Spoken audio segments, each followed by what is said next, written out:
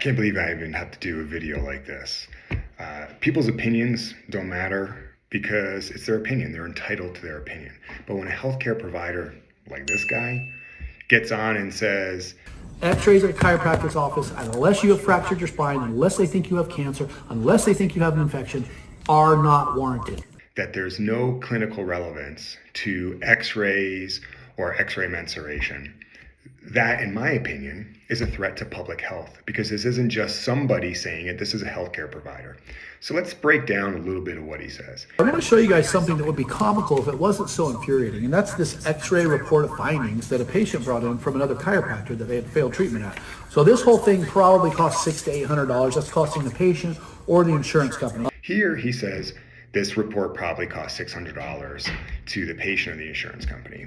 In my office, we do this on everyone and we don't charge. Why? It's like taking someone's blood pressure and then you're charging them for the numbers. So I think he's making things up to make himself feel better about not doing this. He then goes on, he has this report. Let's see, here's another page with the low back. The left side of your pelvis is 10 millimeters below true horizontal.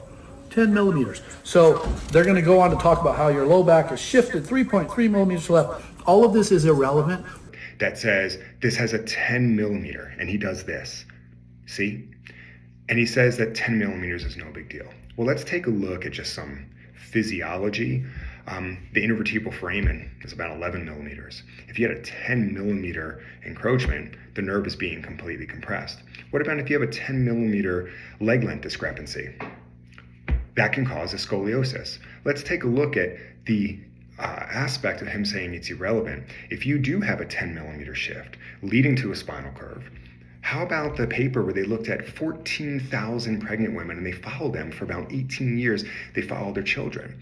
And what they found was that a small percentage of spinal curve changes, and even at the age of 18, were 42% more likely to report back pain when they were 18 years old. This was published in Spine, the impact of small spinal curves in adolescents that have not presented as secondary care, a population-based cohort study. This was out of University of Bristol back in 2015. He goes on, he says, Look at this here. I don't know if you can see this. Look at these numbers. This is what this person talked to the patient about. Cervical spine level, C2 to C3, negative 10, 2.7 degrees, RPA patient values, difference from normal. This stuff, none of this is evidence-based. What are these numbers? It says RRA, C2 to C3, and he says that this is not evidence-based. Well, let's take a look at ICD-10, federal diagnosis codes, since he brought up insurance before. In order to diagnose someone with instability, it's over 3.5 millimeters. And if there's over 3.5 millimeters, which is way less than 10, that is how you come up with the diagnosis of clinical instability.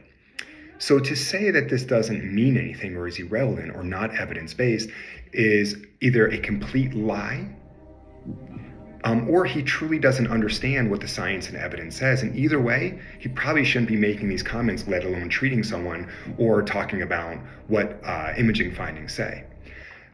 In terms of the C2 to C3 angulation, I actually published the world's largest cervical biomechanical paper looking at 37 parameters of movement.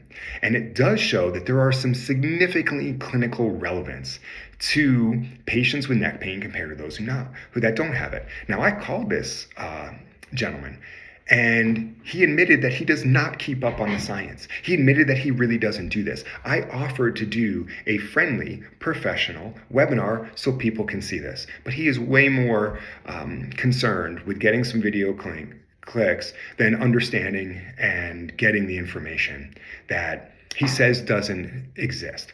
The craziest thing is he says that the report is comical. I want to show you guys something that would be comical if it wasn't so infuriating, and that's this X-ray report of findings. But let me explain what comical is. He's holding a report, as you can see here, and he says that there's zero evidence. Do you know in the report, let me show you what's at the end of the report. There's multiple peer-reviewed research that's discussing the clinical relevance of the findings that he says doesn't exist. So again, he's either lying to the viewers, or he didn't read the report, or he doesn't know what he's reading. So I don't think that this is comical. I think it's a threat to public health.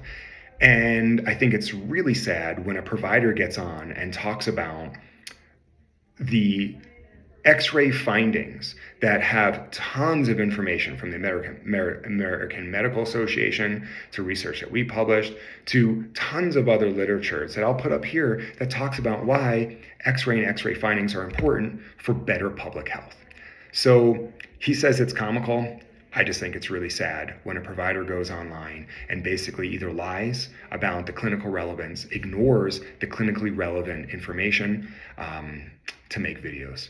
So here you go. If you have any comments, or you, the provider who did this, if you don't want to hang up on me next time and actually want to discuss this on one of your videos, let's do that, because you say there's no clinical relevance, and we could just use the clinical relevance of the research that you're holding in your hand that you failed to discuss in your video. Thanks so much.